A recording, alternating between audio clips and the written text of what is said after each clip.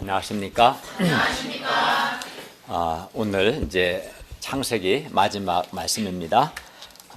지난 몇 달 동안 주께서 우리에게 말씀을 풍성하게 주셔서 감사합니다. 오늘 말씀의 제목은 각 사람의 분량대로 복 주신 하나님입니다. 말씀은 49, 50장인데 요절 49장 28절을 함께 읽겠습니다. 49장 28절입니다. 시작. 이들은 이스라엘의 12지파라. 이와 같이 그들의 아버지가 그들에게 말하고 그들에게 축복하였으니 또 그들 각 사람의 분량대로 축복하였더라. 네, 기도하겠습니다. 은혜로우신 주님, 지난 몇 달 동안 우리에게 창세기 말씀을 주셔서 감사합니다. 이 시간 저희가 성부, 성자, 성령, 삼위 하나님께 예배 드릴 수 있는 은혜와 특권을 주셔서 감사합니다. 우리의 드리는 예배가 하나님을 기쁘시게 하는 예배가 되기를 원합니다. 주님께서 또 이 자리에 임재하셔서 우리의 많은 허물과 죄악을 용서하여 주시고 하나님의 말씀으로 우리에게 은혜와 복을 주시기를 간절히 기도합니다. 예수님의 이름으로 기도하였습니다. 아멘.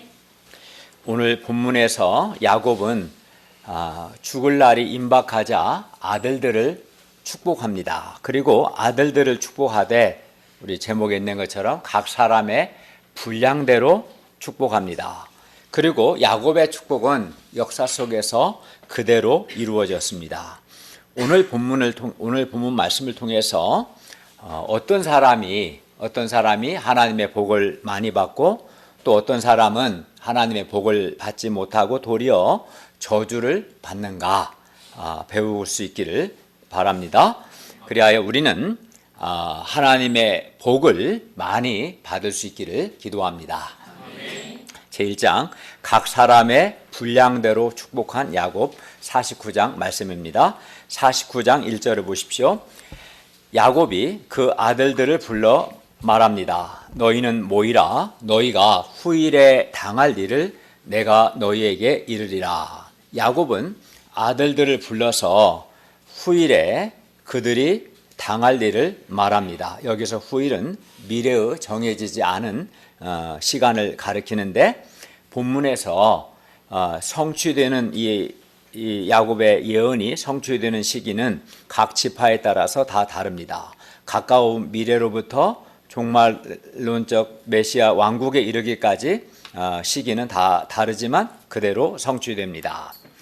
야곱의 예언적인 이 축복은 야곱의 이 말은 장래 일어날 일을 말하기 때문에 예언이면서 동시에 각 아들들을 분량대로 축복하는 내용이에요. 그래서 예언적 성격의 축복이라고 할 수 있겠죠. 야곱의 이 예언적 성격의 축복은 그들의 행동과 그들의 성품을 근거로 하고 있습니다.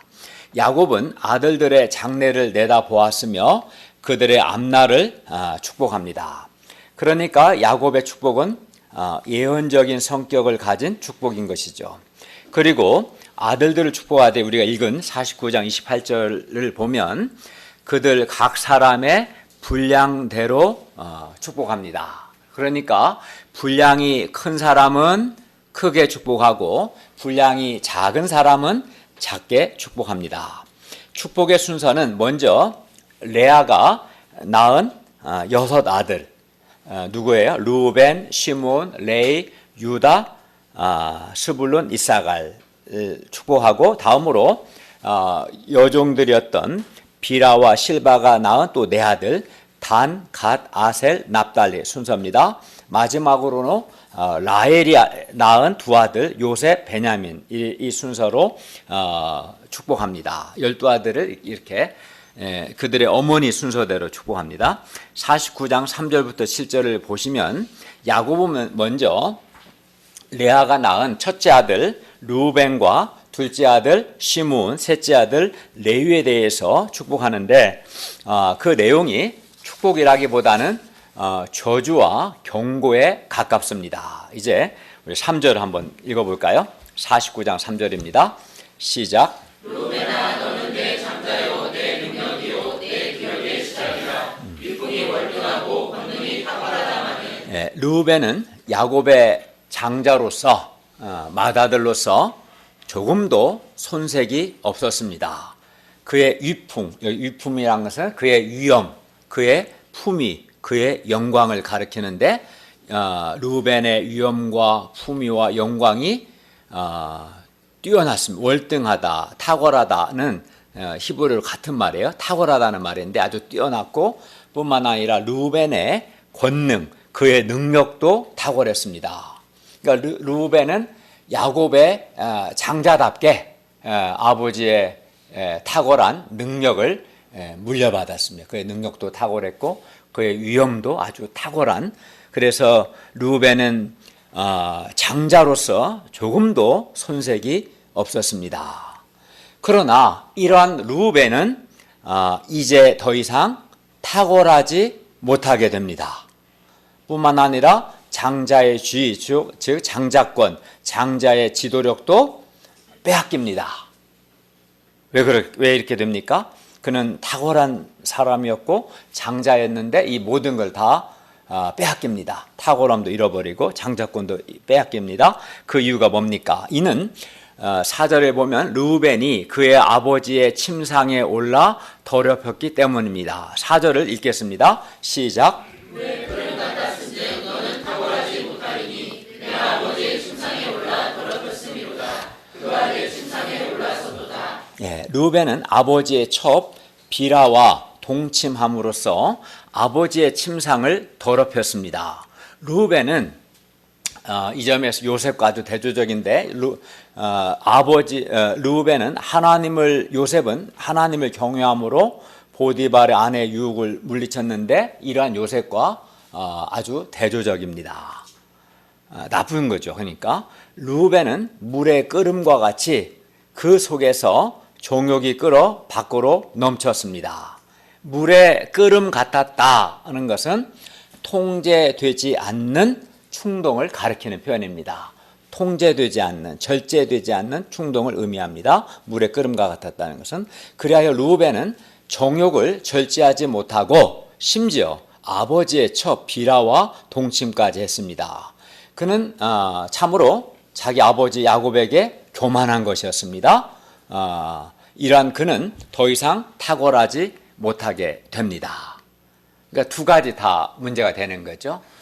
정욕도 문제가 되고 그 대상이 아버지의 첩이었기 때문에 아버지에 대한 교만이 문제가 된 거예요.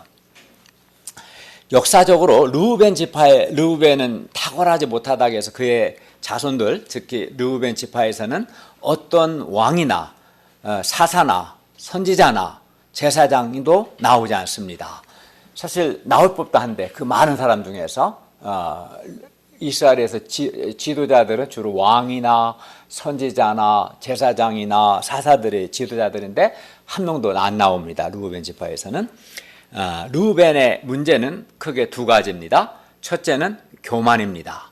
르우벤이 아버지 야곱의 침상에 올라간 것은 그가 자기 아버지 야곱에게 참으로 교만했던 것입니다. 둘째는 르우벤이 정욕을 절제하지 못했다는 것입니다. 이를 통해 우리는 르우벤과 같이 교만과 정욕을 통제하지 못하는 사람, 교만과 정욕을 절제하지 못하는 사람은 그 탁월함을 잃어버리게 된다는 것을 배우게 됩니다. 이미 주어진 장자권, 축복도 빼앗긴다는 것을 배우게 됩니다. 그리고 우리는 이러한 르우벤을 경고로 삼아야 합니다. 그런데 49장 4절에서 다시 보세요. 49장 4절을 보시면 너는 이제 르우벤이겠죠. 네가 아버지의 침상에 올라 더럽혔음이로다는 2인칭으로서 르우벤에게 말하는 것으로 되어 있고, 다시 그가 하반절에 그가 내 침상에 올라섰도다는 3인칭이죠. 그는 3인칭으로 이는 다른 아들들에게 말하는 것으로 되어 있습니다. 4절에서 르우벤에게도 말하고 그가라고 해서 다른 아들들에게 르우벤에 대해서 말하는 거예요. 이렇게 문장이 되어 있어요. 따라서 야곱이 르우벤에 대해 말한 것은 르우벤에게 말할 때는 르우벤에게는 르우벤에 대한 징계로서 르우벤이 자신의 이런 교만과 정욕을 통제하지 않은, 절제하지 않은 자신의 죄악을 깨닫고 회개하게 할 목적으로 말한 겁니다. 그가 너 저주받아라 그런 게 아니라 너의 행위는 이러한 행위이기 때문에 회개하라는 의도로 말한 겁니다. 그리고 야곱이 그가 내 침상에 올랐다, 그는 르우벤이겠죠. 올랐었도다라고 3인칭으로 말한 것은 다른 아들들에게는 르우벤의 행동을 경고로 삼게 할 목적으로 말한 겁니다. 꺼도 될 것 같아요. 그러므로 우리는 이 르우벤을 경고로 삼아 교만과 정욕을 통제함으로 우리는 하나님이 세우신 질서에 대해서 겸손해야 합니다.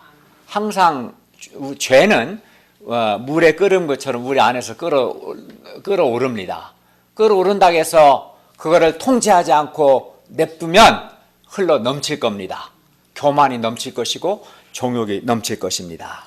특히 우리는 하나님이 세우신 종, 목자에 대해서 겸손해야 합니다. 교만을 통제할 줄 알아야 합니다. 그리고 우리는 또 정욕을 통제해야 합니다. 정욕을 절제해야 합니다. 그때 우리는 탁월함을 잃지 않고 하나님께 복을 받게 될 것입니다. 교만과 정욕을 통제하지 않는 사람, 절제하지 않는 사람, 끌어 넘치는 사람은 탁월함을 빼앗길 것입니다. 5절부터 7절은 시므온과 레위에 관한 내용입니다. 시므온과 레위는 세겜 사람들을 잔인하게 죽인 사건 때문에 저주를 받고 흩어지게 됩니다. 5절을 읽겠습니다. 5절 시작. 시므온과 레위는 형제요 그들의 다른 본명의 누구로다. 야곱은 시므온과 레위를 형제라고 말하고 있습니다. 이는 시므온과 레위가 형제라는 사실을 몰라서 하는 말이 아닙니다. 사실 레아가 낳은 아들이 6인데 르우벤, 시므온, 레위, 유다, 이사갈, 스불론 다 레아가 낳은 친 형제들입니다. 동북 형제들이죠. 그러니까 아빠도 같고 엄마도 같아요. 나머지 이제 6명은 이복 형제들이죠. 아빠는 같은데 엄마들이 다 다르니까. 그러나 이 6명은 동북 친형제들입니다. 그런데도 야곱이 특별히 시므온과 레위를 가리켜서 형제라고 말한 것은 시므온과 레위가 분노를 쏟아붓는 데 있어서, 혈기를 쏟아붓는 데 있어서 서로 의기투합했기 때문입니다. 창세기 34장 25, 26절에서 세겜 사람들이 할례를 행했을 때 시므온과 레위는 그들을 속이고, 세겜 사람들을 속이고 칼로 잔인하게 사람들을 죽였습니다. 그들은 죄를 짓는데 너무나 죽이 잘 맞았어요. 그러니까 나쁜 일에 있어서 서로 의기투합했습니다. 만약에 시므온이나 레위 둘 중에 한 사람만 없었어도 사실 그렇게까지 세겜 사람들을 무자비하고 잔인하게 죽일 생각은 감히 하지 못했을 거예요. 근데 둘 다 혈기가 많고 분노가 많은 형제들인데 이 둘이 합쳐버리니까 시너지가 생겨서 아주 악을 행하는데 담대하게 되었던 것이죠. 네, 그래서 이 둘을 특별히 형제라고 말한 겁니다.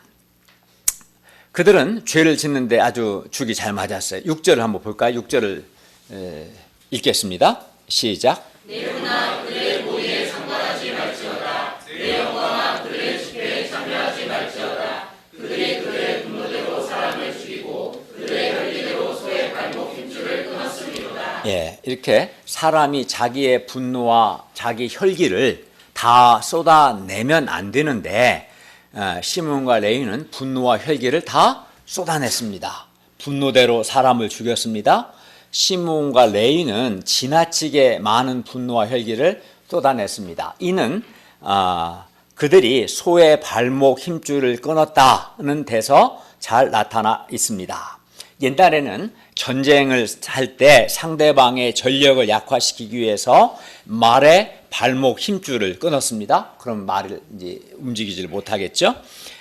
그러나 소의 발목 힘줄은 굳이 끊을 필요가 없었습니다. 왜냐하면 소를 타고 전투하는 것은 아니기 때문입니다. 그럼에도 불구하고 시므온과 레위가 소의 발목 힘줄까지 끊었다는 것은 그들의 분노와 혈기가 지나쳤다는 것을 의미합니다.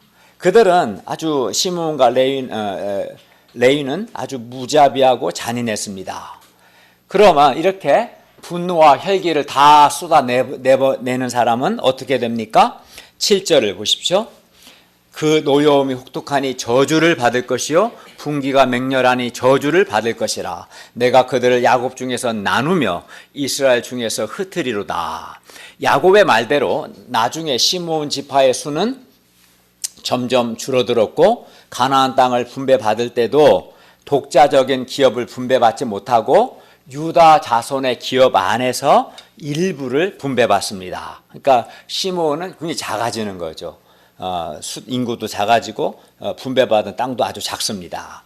레위 지파 역시 일정한 기업, 여기 기업은 이제 가나안 땅에서 땅을 말하는데 기업이 없이 각 지파 속에서 흩어져 살게 되었습니다. 그들은 서로 나눠지고 흩어집니다. 나눠지고 흩어지고 더 작아집니다. 그런데 이것은 저주가 아니라 사실 축복입니다. 왜냐하면 분노와 혈기가 많은 사람들이 서로 뭉치고 의기투합하면 이제 시너지 효과가 생겨서 분노와 혈기가 더욱 증가하기 때문입니다. 혼자서는 감히 생각하지 못하는 그런 죄악된 행동을 비슷한 사람이 뭉치니까 이제 하게 되는 거예요. 시므온과 레위가 이렇게 되기 때문에 이렇게 혈기와 분노가 많은 사람들은 좀 흩어놓는 게 사실은 복입니다. 서로에게 좋은 거예요.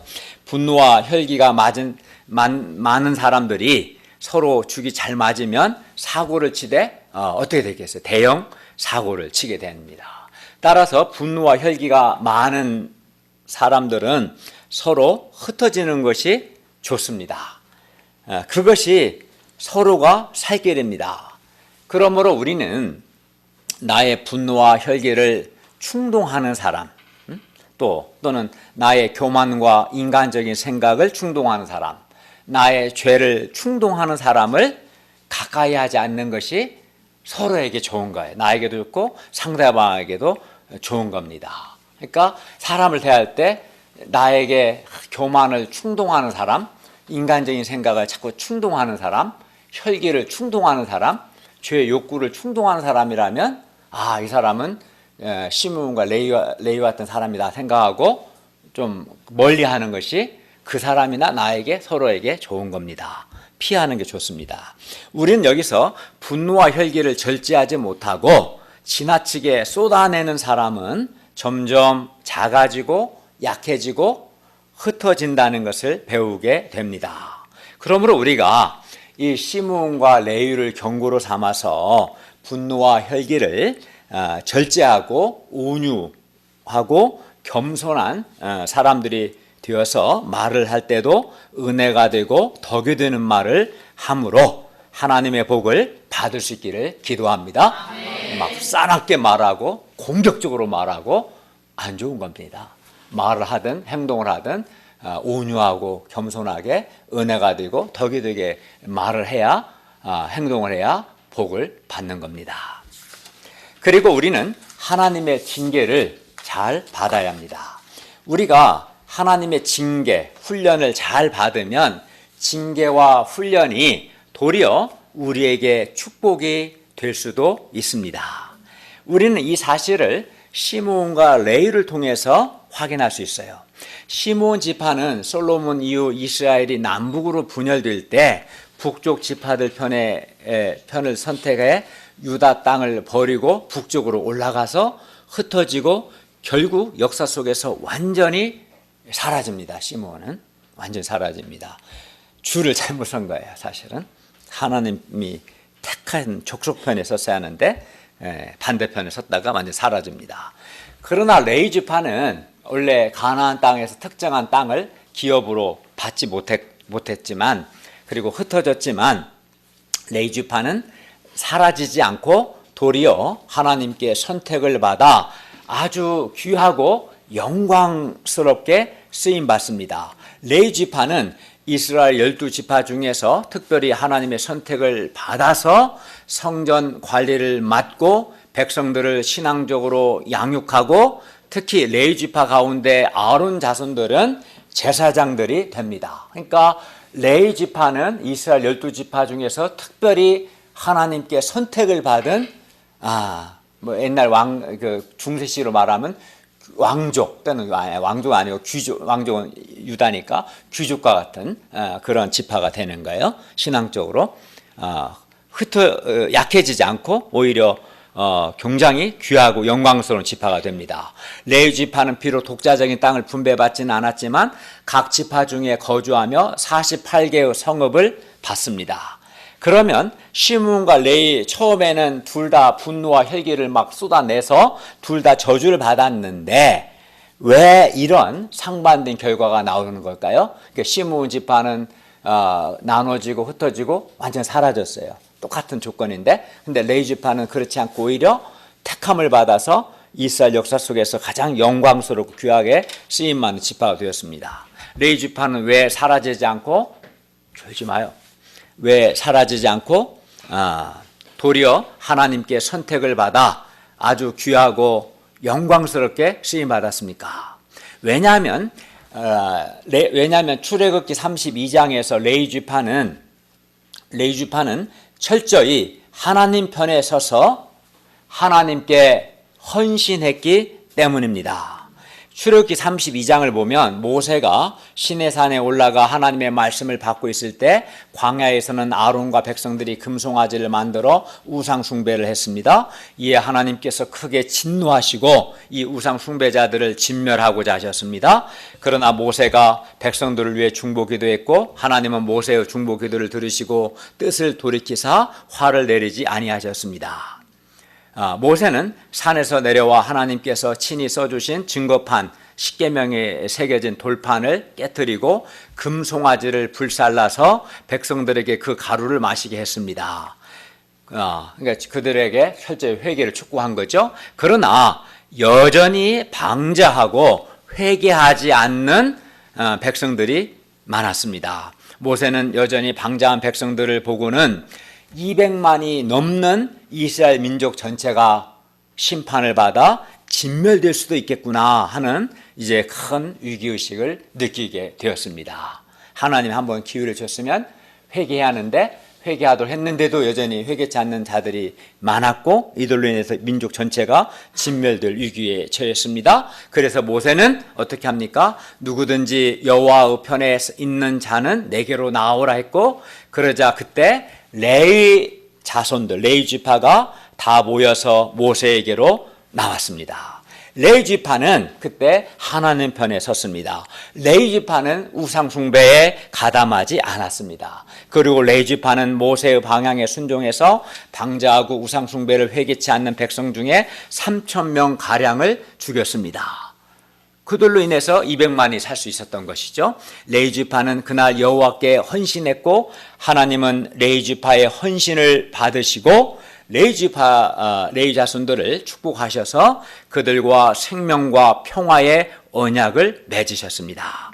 레위 지파는 처음에는 저주를 받고 하나님의 징계를 받았으나 그들이 회개하고 하나님께 헌신했을 때 오히려 하나님의 큰 복을 받고 하나님께 귀하게 쓰임받게 된 것입니다.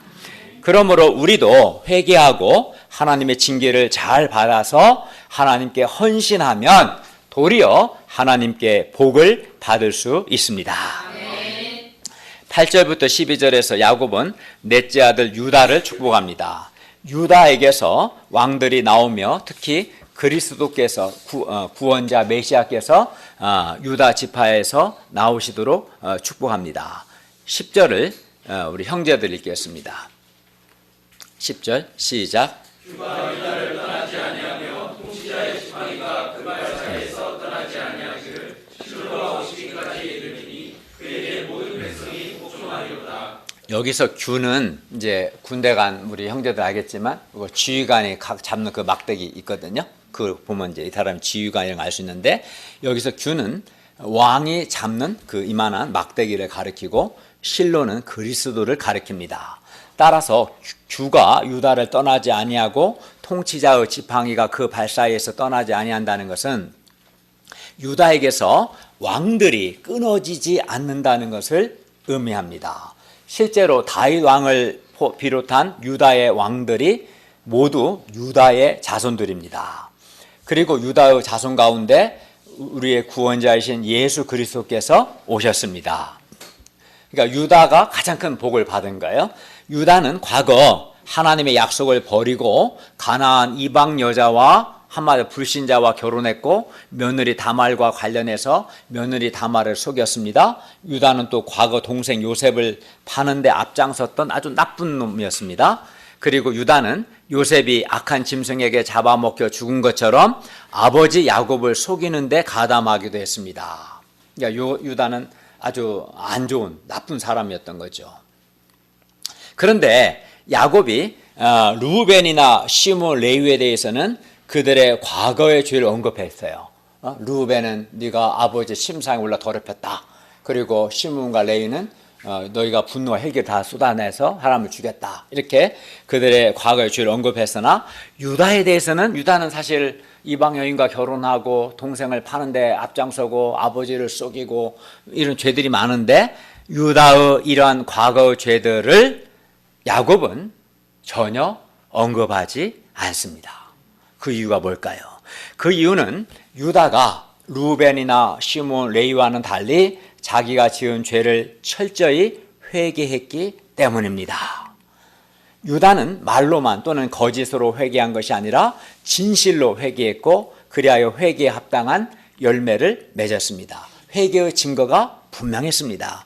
요셉이 동생 베냐민을 종으로 삼고자 했을 때 유다는 자기가 대신하여 종이 되고 베냐민은 아버지에게로 돌려보내고자 했습니다. 베냐민과 아버지 야곱의 생명이 서로 하나로 묶여있기 때문에 베냐민이 돌아가지 않으면 자기 아버지 야곱이 슬프게 죽는다고 말했습니다. 유다는 아버지의 자식을 잃은 아버지의 아픔을 잘 헤아린 아들이었고 그리하여 자기가 동생 베냐민을 대신하여 종이 되고 동생 베냐민은 아버지 야곱에게로 돌려보내고자 했습니다. 다른 형제들이 머뭇거리고 있을 때 누가 좀 나서지 이렇게 머뭇거리고 있을 때 유다는 자기를 희생하여 베냐민을 구함으로 베냐민과 아버지 야곱 둘 다를 구했습니다. 그런 유다는 형제들 중에서 가장 크게 축복을 받았습니다. 예수님께서 우리를 죄에서 구원하기 위해서 자기 목숨을 대속물로 내어주셨는데 유다가 자기를 희생해서 베냐민을 구했다는 점에서 유다는 예수님을 닮은 것입니다. 이러한 유다는 형제들의 찬송을 받고 원수의 목을 잡습니다. 곧 원수를 이깁니다. 8, 9절을 보십시오. 유다야 너는 내 형제의 찬송이 될지라 내 손이 내 원수의 목을 잡을 것이요 내 아버지의 아들들이 내 앞에 절하리라.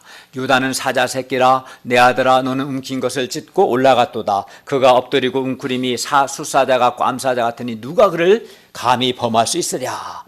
유다가 사자 새끼라는 것은 유다가 강한 자, 승리자가 될 것이라는 뜻입니다. 왜냐하면 사자는 동물의 왕이기 때문입니다. 따라서 유다는 형제들의 우두머리가 되고 유다 자손은 왕들이 됩니다. 유다와 같이 진실하게 회개한 사람, 또 특히 자기를 희생함으로 다른 사람을 살리는 사람에게는 이렇게 하나님의 복이 넘칩니다. 11절을 보십시오. 한번 우리 졸린 사람들 한번 읽어보세요. 11절.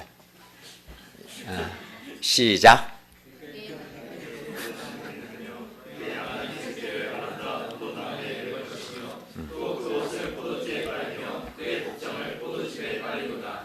두 명이 졸리는데 나머지 목자님들 같이 읽어줬어요. 얼마나 포도가 넘치는지 옷을 포도즙에 빨 정도입니다. 그만큼 유다는 풍성하게 된다는 것이에요. 따라서 우리도 유다처럼 진실하게 회개하고 자기를 희생해서 다른 사람을 구원할 때 하나님의 복을 가장 많이 받게 될 것입니다. 우리가 유다처럼 진실하게 회개하고 또 회개에 합당한 열매를 맺고 이 시대에 자기를 희생하여 다른 사람들을 구원할 수 있기를 기도합니다. 13절부터 21절에서 야곱은 스불론과 이사갈, 단, 갓, 아셀, 납달리를 축복합니다. 이 사람들은 중요하지 않으니까 건너뛰겠습니다. 22절에서 26절은 또 요셉에 관한 축복입니다. 22절을 보십시오. 요셉은 샘 곁에 무성한 가지, 샘 곁에 무성한 가지라고 했습니다. 샘 곁에 무성한 가지, 샘 곁에 가지는 샘 곁에 있기 때문에 가뭄에도 마르지 않기 때문에 그 가지가 무성하여 너무나 무성해서 담을 넘게 됩니다. 이와 같이 요셉은 샘 곁에 무성한 가지와 같이 마르지 않고 생명력 있고 풍성하게 된다는 겁니다. 23, 24절을 보십시오. 활 쏘는 자가 요셉을 학대하며 적개심을 가지고 그를 쏘았으나 요셉의 활은 도리어 굳세며 그의 발은 힘이 있습니다.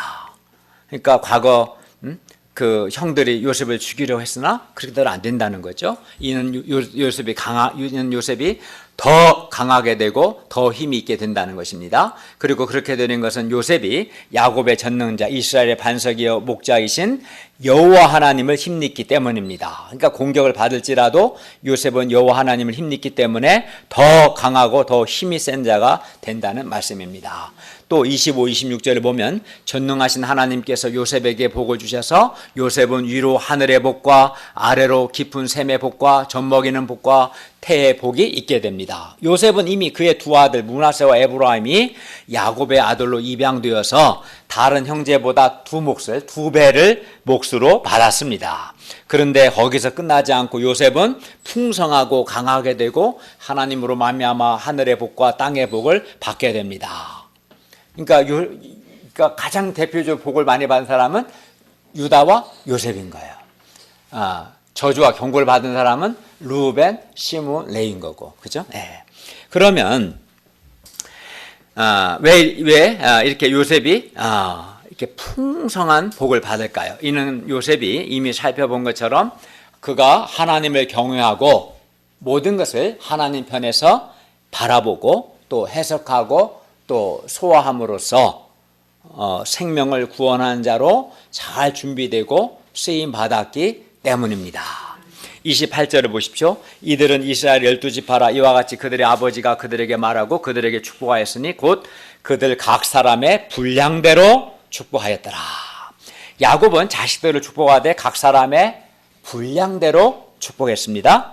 유다나 요셉과 같이 축복받을 분량이 큰 사람은 크게 축복했고 루벤이나 시므온, 레위처럼 분량이 적은 사람은 적게 축복했습니다.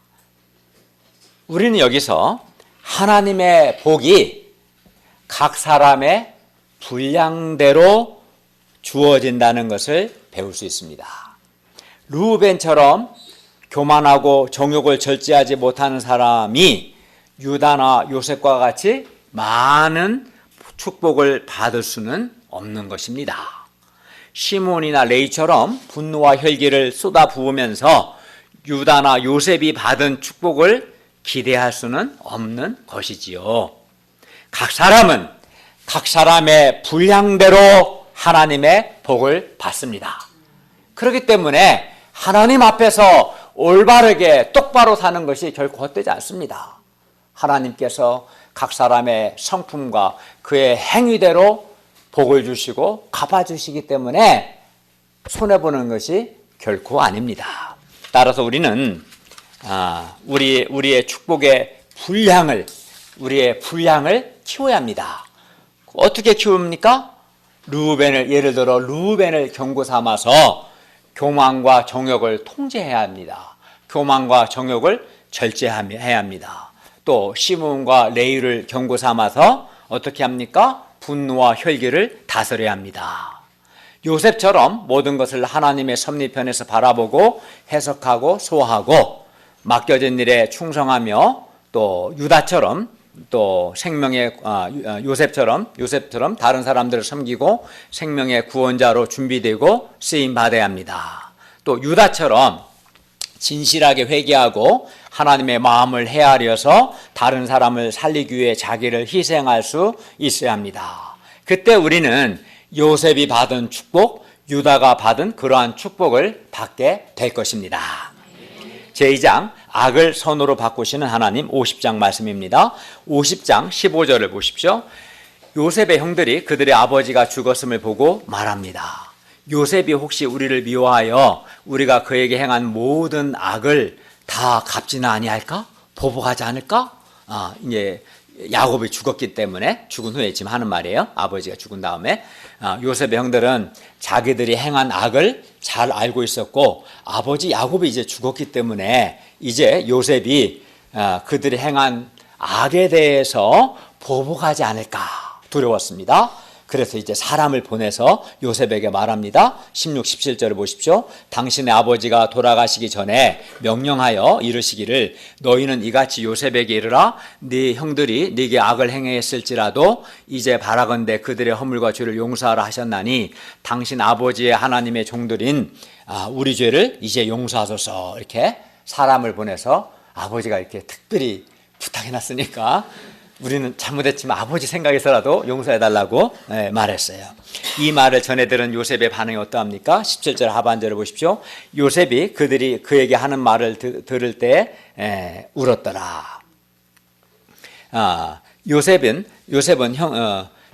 형들이 애굽 땅에 와서 거한 지 17년이나 지난 지금도 여전히 용서를 확신하지 못하고 있는 것 같아서 안타까워 울었습니다. 그런데 이번에는 이제 형들이 직접 와서 요셉 앞에 엎드려 말합니다. 18절을 보십시오. 우리는 당신의 종들입니다. 이 요셉이 말합니다. 19절에서 21절입니다.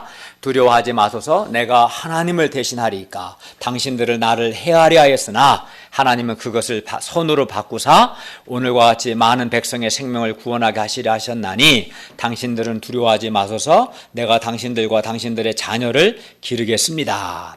그리고 그들을 간곡한 말로 위로했습니다. 보복을 한 게 아니라 오히려 위로했어요. 요셉은 형들에게 보복하기는커녕 도리어 형들과 형들의 자녀를 기르겠다고 말했습니다. 그런데 요셉은 형들에게 뭐라고 했어요? 당신들은 나를 해하려 하였으나 하나님은 그것을 선으로 바꾸사 오늘과 같이 많은 백성의 생명을 구원하게 하려 하셨습니다. 라고 말했습니다. 요셉의 형들은 요셉을 정말 해하려고 했습니다. 요셉을 해하려는 목적으로 요셉을 처음에는 죽이려고 했고 그 다음에는 요셉을 노예로 팔아버렸습니다. 요셉의 형들뿐만 아닙니다. 보디발의 아내 역시 요셉을 해하려고 강간미수범이라는 억울한 누명을 씌워서 요셉을 옥에 가뒀습니다. 이렇게 사람들은 요셉을 해하려고 했습니다. 그러나 사람들은 요셉을 해하려 했으나 하나님께서는 그것을 사람들의 그 악을 도리어 선으로 바꾸셨습니다. 예를 들어 그 형들은 요셉을 해하려고 노예로 팔아 넘겼지만 오히려 노예로 팔아 넘긴 요셉을 하나님은 요셉으로 하여금 보디발의 집에서 가정 총무가 되게 하셨고 옥에서는 왕의 신하들의 꿈을 해석해주고 그것이 꼬투리가 되어 나중에 애굽의 총리가 되게 하셨습니다. 보디발의 아내가 요셉을 해하려고 했지만 그래서 옥에 갇혔지만 오히려 그걸 꼬투리로 애굽의 총리로 세우신 거죠. 사람들은 요셉을 해하려 했으나 하나님은 그것을 그대로 내버려 두지 않으시고 오히려 그 사람들의 그 악을 해하려 한 악을 선으로 바꾸셨습니다. 그러니까 하나님은 사람들의 악을 선으로 바꾸십니다.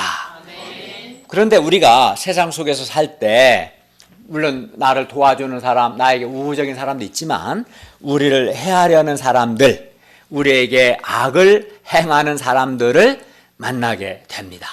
그리고 우리를 해하려고 하는 사람들로 인해서 우리가 크게 불이익을 당하거나 우리 인생이 잘못되지는 않을까? 특히 우리 아들의 목적 걱정이 많은데 잘못되지 않을까? 망하지는 않을까? 우리는 피해의식에 사로잡히거나 나를 해하려는 사람들을 두려워할 수 있습니다. 그러나 오늘 말씀을 보니 비록 사람들이 우리를 해하려고 하고 우리에게 악을 행할지라도 하나님께서 그것을 선으로 바꾸시기 때문에 우리는 사람들을 두려워할 필요가 없습니다. 하나님은 악을 선으로 바꾸셔서 우리로 많은 사람들의 생명을 구원하게 하십니다. 우리가 이 하나님을 믿을 때 우리는 사람들을 두려워하지 않을 수 있습니다. 하나님은 악을 선으로 바꾸시는 하나님이십니다. 이 하나님 안에서 우리 인생은 결코 잘못되거나 망하지 않을 것이고 도리어 우리는 생명의 구원자로 준비되고 쓰임받을 것입니다. 사람들은 우리를 해하려 하나 하나님께서 그것을 선으로 바꾸시고 우리로 하여금 많은 사람의 생명을 구원하게 하시는 것을 감사합니다. 24, 25절을 보십시오. 요셉이 그의 형제들에게 말합니다. 나는 죽을 것이나 하나님이 당신들을 돌보시고 당신들을 이 땅에서 인도하여 내사 아브람과 이삭과 야곱에게 맹세하신 땅에 이르게 하실 겁니다. 그러니까 하나님이 즉 가나안 땅으로 인도하실 겁니다 라고 말한 거죠. 요셉이 또 이스라엘 자손에게 맹세시켜 말합니다. 하나님이 반드시 당신들을 돌보시리니 당신들은 여기서 내 해골을 메고 올라가겠다 하라. 그러니까 이게 한 400년 후에 이루어져요. 이것이. 어쨌든 창세기 15장 13, 14절에서 하나님은 아브라함에게 또 나중에 그의 아들 이삭에게 또 야곱에게 그 이스라엘 자손이 애굽을 떠날 것과 아브라함에게는 애굽을 떠날 것과 또 아브라함, 이삭, 야곱에게 가나안 땅을 주셨다는 것을 말씀하셨어요. 그리고 요셉은 하나님께서 아브라함에게 하신 말씀을 믿었습니다. 하나님이 말씀하신 대로 큰 민족을 이룬 다음에 이 이스라엘이 이 땅을 떠날 것이다. 그걸 굳게 믿고 그리하여 요셉은 믿음으로 이스라엘 자손들이 애굽을 떠날 것을 너희 당신 떠날 겁니다 말했고 애굽을 떠날 때 자기 뼈를 메고 올라가서 이 애굽이 아닌 가나안 땅 하나님이 약속으로 주신 땅에 자기 뼈를 묻어달라고 명했습니다. 요셉은 애굽의 총리로서 부귀영화를 누린 사람입니다. 만약 그가 애굽에서 누린 부귀영화를 인생의 진정한 가치로 알고 이 애굽의 부귀영화를 소망하며 살았다면 애굽처럼 살기 좋은 곳이 없었을 겁니다. 애굽은 거의 에덴이죠. 요셉한테는. 요셉은 총리였기 때문에 애굽에서 떠나지 말고 애굽에서 터잡고 천년 만년 잘 살라고 명했을 겁니다. 그래서 부동산도 엄청나게 구입해서 자손들에게 물려주려고 할 것입니다. 세금을 덜 내고 상속받는 법을 가르치고 그렇게 애굽에서 이 땅에서 한 10대까지는 잘 살 수 있도록 모든 걸 하려고 했을 겁니다. 애굽을 소망하며 살았다면. 그러나 그는 애굽을 떠나라고 후손들에게 명령했습니다. 물론 떠나면 다 놓고 떠나야겠죠. 떠나라고 명령했어요. 요셉은 17년을 제외한 93년을 애굽에서 살았고 특히 그의 생의 대부분을 애굽에서 총리로 부귀영화를 누리며 그는 살았습니다. 그러나 그는 애굽의 부귀영화를 결코 소망하지 않았고 하나님이 약속하신 땅을 소망하고 더 나아가 하늘에 있는 더 나은 본향을 그는 소망하며 살았습니다. 총리로서 부귀영화를 누렸지만 거기에 마음을 빼앗기지 않았습니다. 이런 요셉은 정말 위대한 믿음의 사람입니다. 그는 믿음과 삶이 일치했습니다.